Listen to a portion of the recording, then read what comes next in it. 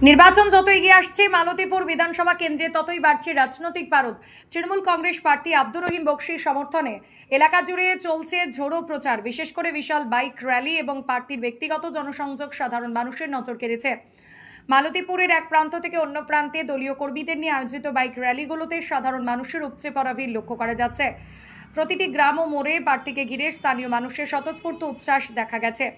নারী পুরুষ নির্বিশেষে মানুষ রাস্তার দুধারে দাঁড়িয়ে তাকে আশীর্বাদ ও শুভেচ্ছা জানাচ্ছেন। সংবাদ মাধ্যমের মুখোমুখি হয়ে আব্দুর রহিম বক্সি বলেন, এই জনজোয়ারি প্রমাণ করে মানুষ উন্নয়নের পক্ষে। তিনি এই লড়াইকে মমতা বন্দ্যোপাধ্যায়ের আদর্শ উন্নয়নের লড়াই হিসাবে অভিহিত করেন। প্রার্থীর দাবি, মালতীপুরের মানুষ তৃণমূল নেত্রীর হাত শক্ত করতে তৈরি। বিপুল ভোটে জয়ী হয়ে আসনটি মুখ্যমন্ত্রীকে উপহার দেবেন বলে আত্মবিশ্বাসী। রাজনৈতিক মহলের মতে তৃণমূলের এই সুসংগঠিত প্রচার এবং বিশেষ করে যুব সমাজের ব্যাপক অংশগ্রহণ বিরোধীদের কপালে চিন্তার ভাঁজ ফেলেছে। মালতীপুরে আব্দুর রহিম বক্সির সমর্থনে যে জনসমুদ্র দেখা যাচ্ছে তা তৃণমূলের জয়ের ভিতকে আরো মজবুত করছে বলে মনে করছে রাজনৈতিক বিশ্লেষকরা। র্যালি ছিল একটা ৪৭ নম্বর বিধানসভা কেন্দ্রের চন্দ্রপাড়া অঞ্চলের।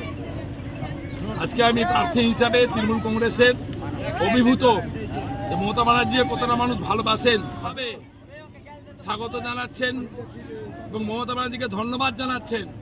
লক্ষ্মী ভাণ্ডারের টাকা, বিভিন্ন প্রকল্প এবং খুনি মোদির বিরুদ্ধে, নির্বাচন কমিশনের বিরুদ্ধে যে লড়াই মমতা ব্যানার্জি করে নামগুলো তুলে দেওয়ার চেষ্টা করছেন, তার জন্য মানুষ আজ উদ্বেলিত হয়ে উৎসাহিত হয়ে রাস্তায় নেমেছেন এবং মমতা ব্যানার্জি প্রার্থী হিসাবে আমাকে তারা সাদরে গ্রহণ করেছেন। আমি সমস্ত মানুষের কাছে আন্তরিকভাবে কৃতজ্ঞ আর সম্মানীয় মুখ্যমন্ত্রীকে আমার প্রার্থী করে জন্য ধন্যবাদ জানাচ্ছি।